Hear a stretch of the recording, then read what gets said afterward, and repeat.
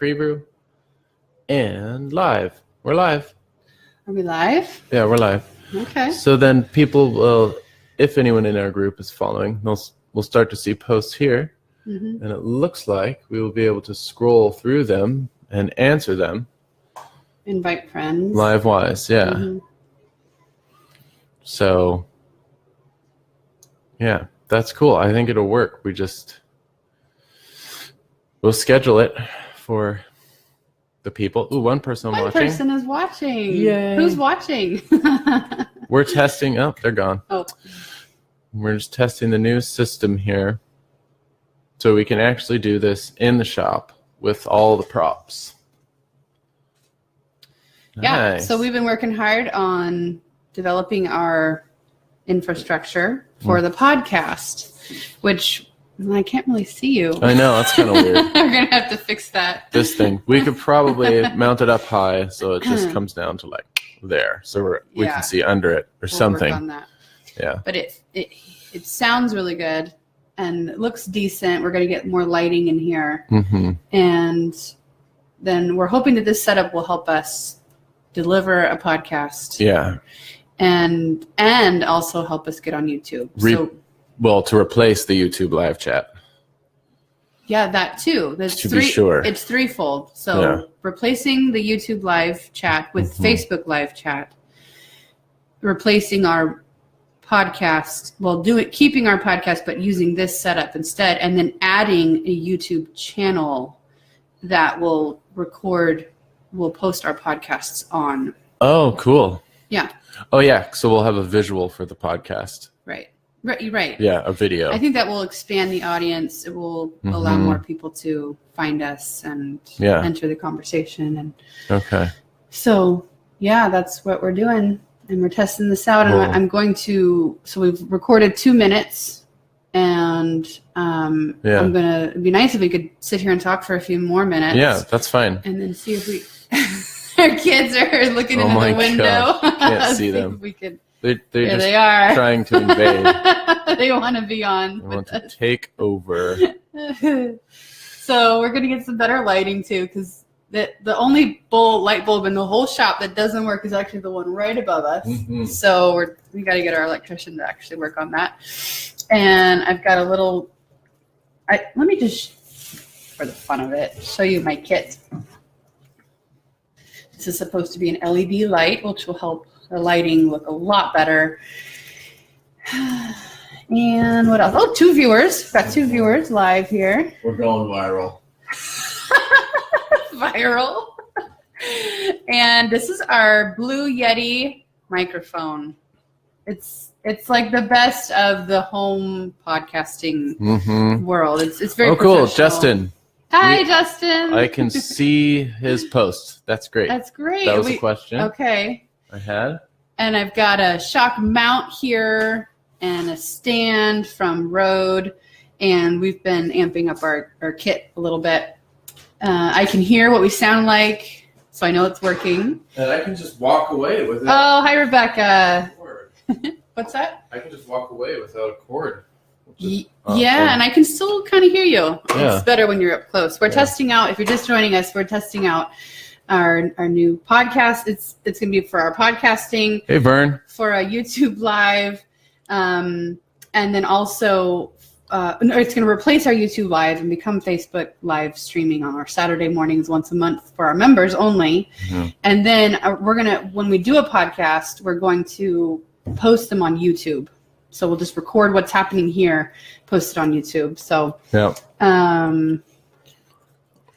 yeah. Awesome. So I think it's working. In addition to a new mic, I have a Copa.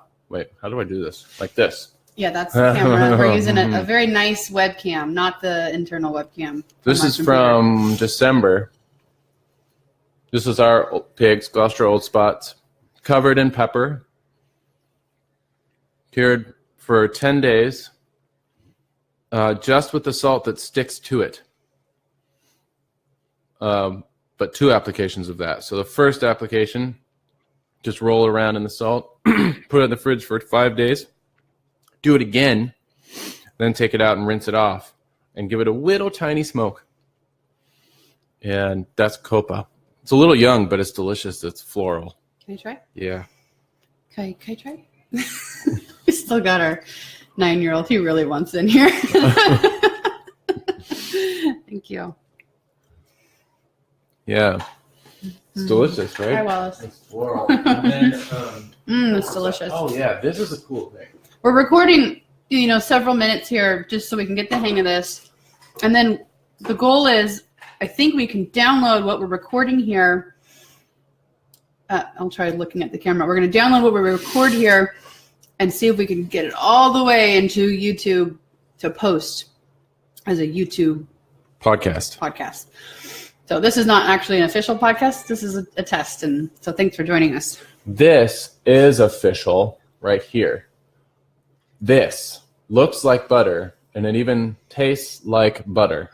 But it is actually just ground back fat, uncured, raw ground back fat, salted, and I sprinkled a little bit of red sweet dried peppers in it.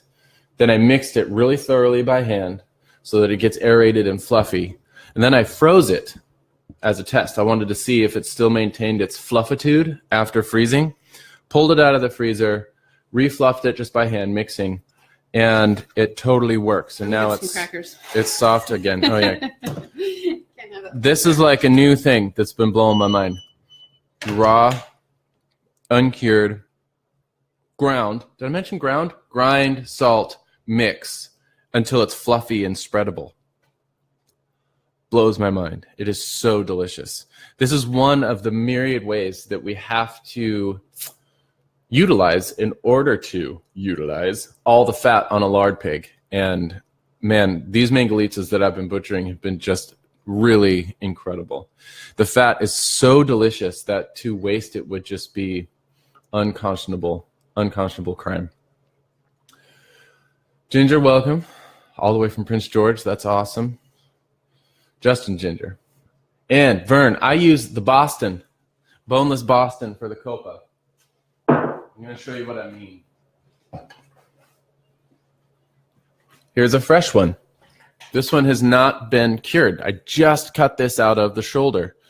It is the boneless Boston. And basically, if you can cut a big tubular shape of meat out of a shoulder, boneless, you can see that's the end of the rib eye. They call that the chuck eye in beef, I think. And then that should look familiar as culpa, right? You know, that little cluster of muscles.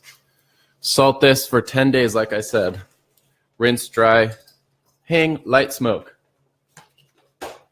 So boneless Boston, I guess, would be the technical name of that cut for the copa. Very good. And I think that's the traditional name. Can I try? Yeah. Hey, Wallace.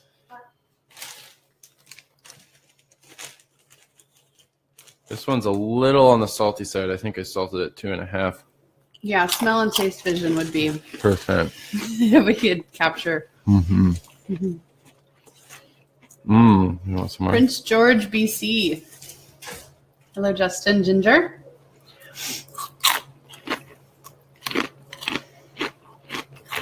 You want to go over really quick what this is again? The people that are just joining us. Yeah, this is it's dip. It's the real dip. Mom, can you buy dip? That's what we used to do to my poor mother. But this is ground back fat, ground raw.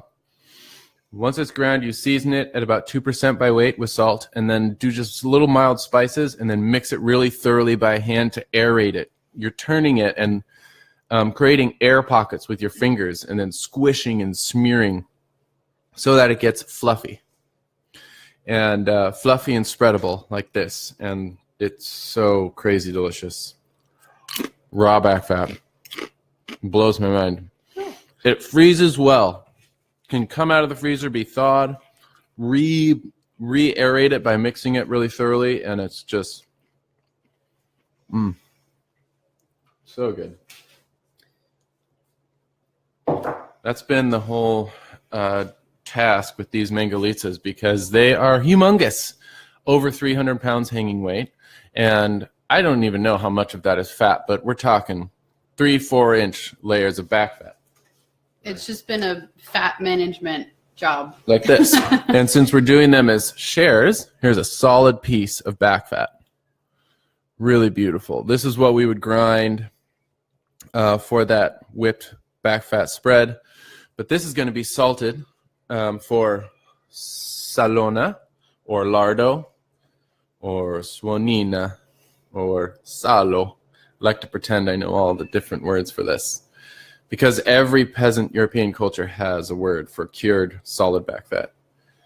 But anyway, we're turning these into shares. And so it has to be 100% yield because that's what we do. No trim, right? Which means you have to grapple with this and make it not just part of the trim bin, but make it useful and delicious. And self-evidently delicious, transparently delicious, not confusing. Oh, Mary.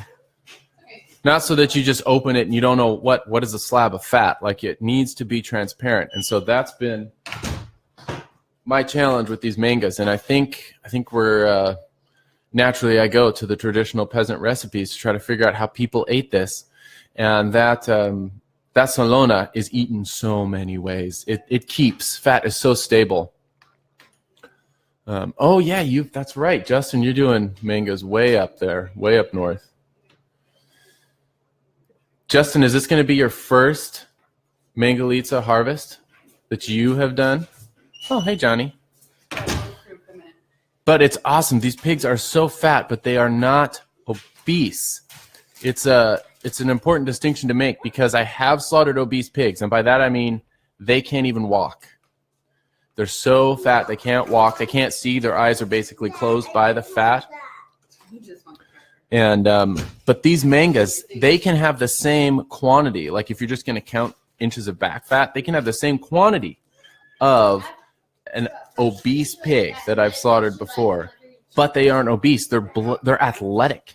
They are, when you look at them, they don't actually look that fat. It's just they're small framed, and meaning like delicately boned. They're not huge and bony, as you'll find, Justin. And they can have a ton of fat without being unhealthy, without being obese. Okay, so this is the first one that you'll be doing, Justin. That's awesome. They scald and scrape just like all pigs, 145. Check every 90 seconds. The ones I have been harvesting are, I think, at around 17 and 18 months of age. And they're huge, you know. So hanging weight, definitely around 400 pounds. Live weight, sorry. Yeah, and they have been fed literally buckets of hazelnuts and whatever white oak acorns they can forage in the Oregon forest. And it's really incredible stuff. The fat tastes like almonds. You always hear that oak finished or mashed finished pork, and I've never actually tasted it, and I've always kind of been like, yeah, that works in theory, but no, it's real. It actually tastes like almonds. It's incredible. It makes trimming it that much more of a crime. I just can't imagine. It's more on the flavor spectrum of olive oil than animal fat. It's really incredible stuff. And it's incredibly stable because of all the tannins that they get from foraging. I know your pigs will have this too, Justin. The tannins is an antioxidant, and so it prevents the fat from having a bitter, rancid flavor. It's just incredible. You helped a custom butcher do a couple last year, but this will be the first completely on my own. Yeah, you'll love it. It's probably much colder than a refrigerator out where you are right now, so I'm sure that will give you some flexibility if you plan on just hanging them in the tree overnight, which is what I would do. Cool. So we've been recording for almost 15 minutes without a glitch. Yeah. 7-8 people at a time. This seems to be working. Yeah. 26 degrees. Yeah. Good time to harvest. Perfect. Yeah. It was snowing the day that you did these. That's right. Yeah. Yeah. Yeah. That was cold for us. 32, 33. That's bitter cold for Pacific Northwest on Vashon Island, I should say. Well, and we kind of celebrated it too when we saw that they were scalding so well. Yeah. because in the winter you have had pigs that have been quite stubborn in releasing their hair, and these were they were pretty happy to give up the hair. I keep trying to find like what is the thing that makes one pig scaldable and another not, because I have eliminated the variable of temperature and time. I ace that every time. I never mess that up. So if it ever doesn't come out effortless, the scurf doesn't come off effortlessly, then I know it's not me. It's not operator error. It is it's the pig. Yeah. And it's usually in its well, I think usually it seems like it's at where the pig is at in terms of shedding and growing a new coat. And that transitional period is yeesh. When they're shedding and they have tiny little short new hairs coming in, that is rough. That is really rough. Usually. And that's usually in the fall when the pigs are farrowed in the spring. But there's another theory that I have, and it is insulation.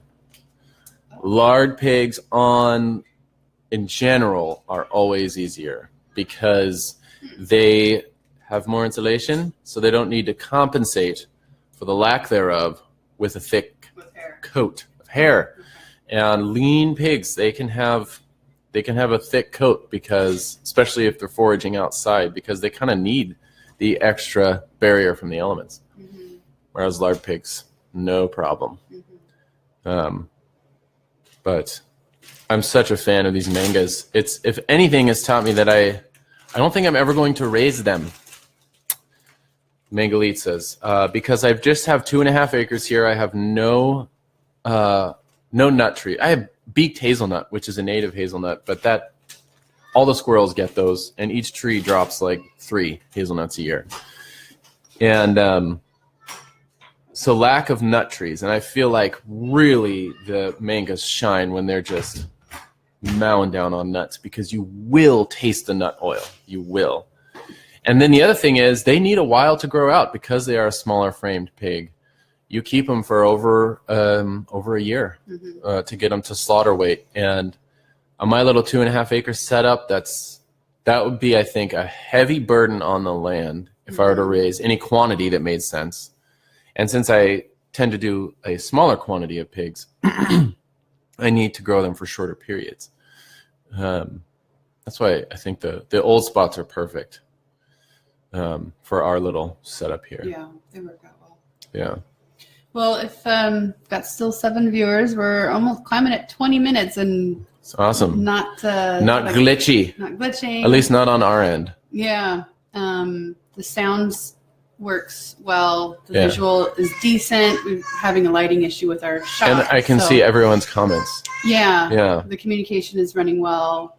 And so I'm going to try to, as soon as we end here, I'll download this, try to get it on iMovie and edit it if I need to. I don't really need to edit it, I guess, and see if I can get it on YouTube. And so this is hopefully going to be our new platform. Yeah. And we can record as well on our Meatsmith business page too for non-members, just to try to drive more traffic this way. Yeah. But this is working. So we're also going to be ramping up our podcast schedule too. Now that this is finally up, it's taken me a while to do all the research. Yeah, most of the podcasts have been this set up. Yeah, most of the podcasts have been me and Lauren hunched over the laptop. Yeah. In our closet. Yeah. Either our laptop with its own little internal mic, or this little Zoom H1, which is decent. It's been doing the job, but. Yeah. This is going to be better. And I'm actually not sitting. I need to be sitting like this. Oh. And so we'll figure out a way so that it sounds even better. Yeah. But without me looking around the microphone at you. Yeah, it sounds good. Anyway, we're playing with all those details. We're perfectionists over here, so we want to get things right. But as soon as we do that, then my mom she told me she's not able to watch the kids for the next 2 weeks. So anyway, there's all these variables and trying to get the content to you. And we're working on it, but once we do, then domestic chaos is part of the Meatsmith economy, to be sure. Domestic chaos for sure. Top down. I've seen that too, Vern. Thanks, Rebecca. Pigs being butchered. Wait, let's see. From the top of the spine down. Top of the spine. Is that just a regional European thing? Okay, Wallace. If you mean hung by like the jaw, like on slaughter day, so that they're eviscerated with the head up, that's kind of a cool thing because the guts, the paunch, it just falls right out much more easily. With the butt up, you kind of have to lift it out. But otherwise, I'm not sure. A lot of the European videos, butchery happens on, or peasant harvest, butchery happens on slaughter day. And I love that. I think that's so cool because everything goes right to the salt when it's still warm, body temperature warm. You don't need refrigeration. You don't need, a kit. They just do it right on the ground or on a pallet or on the table. There's no hanging involved at all. Mm-hmm. And I love that. That's really cool. Which means, and it's all suited for lard pigs because that's all for curing. And basically you end up with 2 prosciuttos and then 2 front legs for curing, for spalla or something, and then little shards of meat and shreds for sausage or salami, and then the 2 bellies, which are more like, they run from the pelvis all the way up through the shoulder, where we usually divide shoulder from belly. They run all the way up, and they also include the loins. And sometimes they'll just pull the loins out because the meat is hot, and so it's easy to seam. You can just pull the loin muscle out, completely denuded, no fat at all, and cure that for lonza or lomo. And then what you're left with is extremely thick back fat connected to belly, and those just get cured for belly. And the last bit to remove is the spine, and they've kind of been hacking through the ribs and the pelvis to separate it from the spine. Mm-hmm. And usually with a little hatchet or something. It's so cool. And then your fresh meat is the spine and the spare ribs. Mm-hmm. That's like the only part you eat fresh. Everything else is cured. Daniel says the sound quality is great. Thank you. And Laurel, thanks so much for your guys'. Our shop is nice. I know. It's a good backdrop. We keep trying to get it in there. It just wouldn't work with YouTube for some reason. No. Not that I like that platform, but well, that reminds me. So our next podcast episode, we're going to be going over our shop and how we made it and how we pieced it together over like not quite a decade, but almost. Well, maybe almost a decade if you counted the fact that it's not quite finished yet either. Yeah. So all the pieces from Craigslist and telling the whole story and the money too. We're going to talk about various little loans that we got. And I think there's a lot of inquiry that we've had on the business end of it and the story of trying to patch this thing together because it looks nice. Yeah. Usually when I'm asked that question, how did you build the shop, or, how did you work out the capital investment that you needed in terms of equipment and tools? And my immediate reaction is, I have no bloody idea. I don't know. Well, when I was kind of drafting, it just kind of just kept happening. I was drafting the show notes that we're gonna use when we're doing a podcast. We'll do it probably not tomorrow because you're kind of grounded and I need to flow through these guys. But next week we'll record that. So I'll be looking for it in a couple weeks. But I was trying to figure, okay, when did we get the walls up? Because that felt really huge. Was that 2014 or 15, 16? Yes, it was all of them. I know. So anyway, I know. Well, and then I kind of paired it with when we got the various loans, when we got the grant, all these little tidbits, and I created this narrative. And cool! It's really great. So we'll share that with you with our next podcast episode. It was one stud at a time over a decade. Yeah. Well, that's when we had you building the shop, but then eventually we actually did this thing called hiring someone, right? Like a professional and stuff. Yeah. That was cool. So things started happening pretty quickly at a certain point. Yeah. But then money ran out too. So then it's like, okay, well, we're 80% there. We'll just stop now. And it's pretty functional, although there's still some inefficiencies. So anyway, it'll be a great story. So that podcast is coming up Saturday. Brandon will be doing a Facebook Live. Oh yeah. With this setup. He will not be on YouTube. He'll still send out an email maybe the morning of to remind people. And so, because it's just for members. So head here on Saturday morning, 10 a.m. Pacific time. Yeah, it'll be awesome because it will be, put your questions I'll have up. all my props. We could do workshops at the live chat, sort of like demos, how to carve a prosciutto. Yeah. I just got a new little tool, so I want to use it for prosciutto carving. You won't have to see because car I've got seats. the stuff here. You won't have to see Brandon in his seatbelt still because he just strolled out to the library and he doesn't have time to unbuckle before he like gets on the stream. Yeah. So we're amping up the tech. It's necessary. It's a necessary step. Anyway, Necessary evolution. we'll send out a couple emails, one hopefully tomorrow and then one Saturday morning to remind you of that. Yes, I do use sawdust, Rebecca.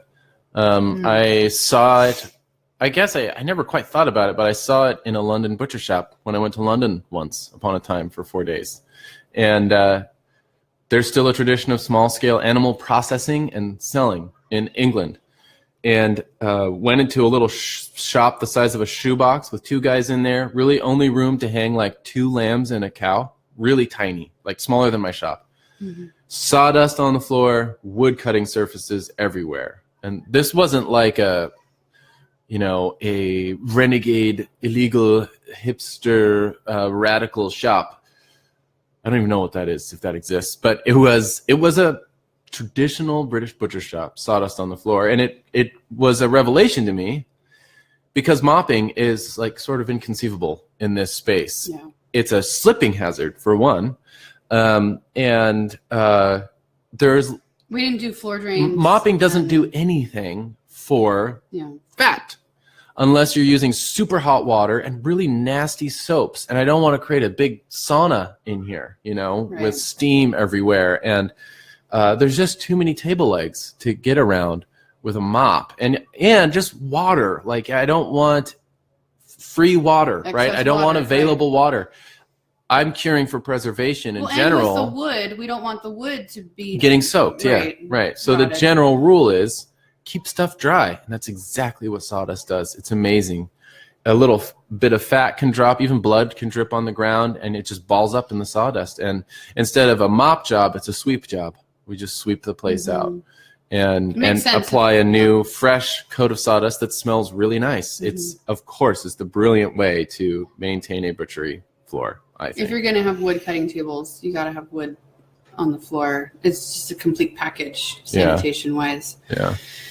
So we're almost at 30 minutes now, and this is still going great. So the test hasn't ended yet. We'll stop recording pretty soon, but I'm going to download this once it's on Facebook and see if I can get it to YouTube. That's going to be the final clincher as to whether or not this whole setup. I mean, it's pretty much there, but I want to make sure that we can get this on YouTube too. Yeah. So some more finagling and researching and testing and But this has been really exciting. I think this is going to. And then do we have the last? We did just release a podcast that we tried to film, or we did film, but it totally didn't work. So we didn't release the visual. No. So there is no visual of that because it was a disaster. The sound was horrible, and I don't even want to think about it. It gives me PTSD. Because Justin asked about. Oh, the last video discussion.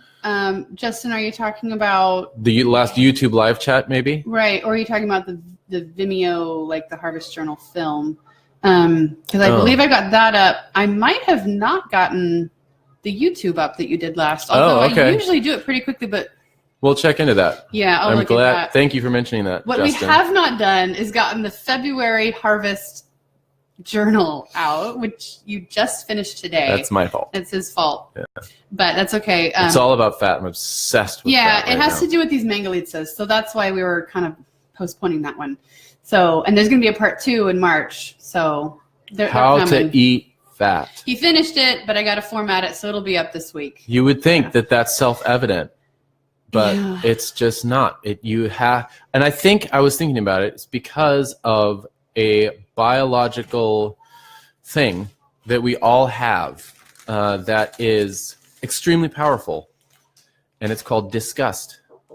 And if we've been conditioned. Fat makes some people gag. I totally get it. Yeah, I mean, just like solid fat. Yeah, it can actually engage gagging. And we've had people. So that's what you're up against when you're selling pure fat mangalitzas and you're not trimming all the fat off, or any lard pig.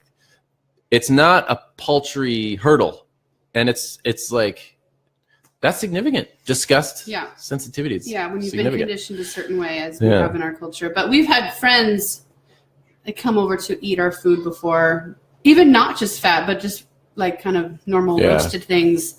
And we've kind of laughed later. But the question from one of my friends was, she was really excited about it. Like, okay, how do I eat this? Yeah. It's like, put it in the mouth. You know, I get it. I mean, and she's wanting to, you know, be the right etiquette and the right, polite. Right. And maybe she was supposed to prepare things a certain way with putting something on something, or she didn't know, but it was like, no, you really just put it in there, you know, and see what happens. It's a little bit, it's the unknown, right? Yeah. You're going into the unknown when you put like that kind of fat in your mouth. And you're overcoming years of conditioning with fat that is disgusting. Yeah, that is actually not tasty. Yeah. And I think that I think it's a textural thing too, because I think that other fat is gross because it is full of bitter oils. Soy is a bitter oil.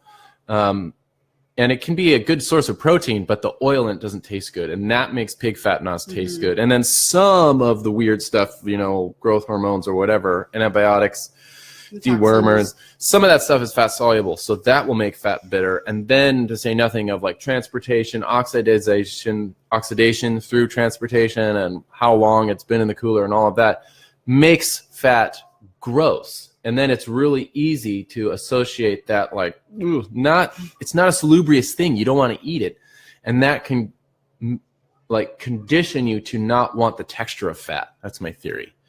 And so I think a lot of it is textural, like bite, major blast of juiciness, maybe a little bit of chewiness. That can be a rough textural hurdle for people to get over. Yeah, I don't have access to tree nuts either. Ooh, apples. Oh, yeah. Good question. Yeah. So that's where I'm at. Pacific Northwest, we got apples everywhere. And I would say that I don't know. So first thing, I don't know if apples will sweeten the fat of pigs, but I've never read any science that would suggest that it would, and I've never experienced it doing that. And the reason that nuts sweeten or change the fat of pigs is because they have unsaturated oily fat. Monounsaturated, unsaturated fat. That's oil. That's olive oil. And when pigs eat that, they don't metabolize it as much as they do saturated oil. So saturated fat is heavily metabolized, and pigs have some of that too, and it's all about the balance. But the reason you taste acorns and hazelnuts is because you're tasting hazelnut and acorn oil in the pig fat. And so it's not broken down. It's transparent, if you know what I mean. Like you're tasting those oils. I don't think apples have the same effect. I would theorize. I don't know. I'm just kind of grasping now, but because it's not oily, it's sugar, it's carbs, and the pigs burn that up quick. Maybe, if they're eating the apple seeds, oh Mary, then probably wrap up. Yeah, you could get that sweet almondine thing. I think that arsenic flavor in apple seeds that I kind of like. I don't know if that would come through, but do it anyway. Feed them a ton of apples. There's a yes, whole please. Tradition of people doing that, so there's a reason for it. Yeah, that's the Gloucester Old Spot pigs. Yeah. They are the orchard pig. So yes, whenever I can get apples, I just dump them in there. Someone's experiencing a lag. Anyway, it might be on your end. Yeah, it's all right to freeze bacon. We are going to wrap this up because we're at 34 minutes and this is just running great. And you might have to finish up your day, and we've got kids, and my mom has to go home. So this test has been thoroughly successful on our end. I've tried to do Facebook Live with someone that I follow, and I have gotten kicked off too. And I know I'm pretty positive it was on my end too, because I was on my laptop and it. Oh, and our laptop is undependable. Yeah. Yeah. So it might be a reception thing or something. Yeah. If you're moving around with your phone, watching on your phone, there could be interruptions there. She hears the kids. That's funny. Yeah. Okay. Well, this has been great. Thanks so much for joining us, you guys. We're going to put a pause here and pick it up Saturday, although I probably won't be in here on Saturday. Maybe I will. Yeah, that'd be We'll cool. See, for part of it. And then we're gonna record our podcast next week as well. Yeah. And yeah, this has been great. This is gonna be a great new setup. We're gonna get some lighting. It's gonna look a little better, but the sound has been really good. And we didn't even turn off our walk-in, which maybe we will next time. Yeah, we will. So, There's some humming going on. Yeah, White noise. we just got to really dial things in. We want to feel good about what we're giving out. So, but yeah, I'll check up on the February content, you guys. I know we're behind on the Harvest Journal, and I'll double check. I must not have put the YouTube content on there, so I'll do that, and make sure that the video is up there too. So. But we've got March content coming this week too. I'll get most of it out. Except your March Harvest Journal is also going to be late because we're just now getting the February one out this week. So that'll be late too. I know. It's because I'm kind of waiting for some Mangalitsa recipes to finish so I can more qualified way describe how to eat fat. He's been up to his elbows in Mangalitsa fat. Well, I mean, you've been wanting to record your learning curve with this fat as you go. So and my smoker, I redesigned my smoker. It doesn't work at all, so I had to change it. So I have to tell you about all that. Yeah. And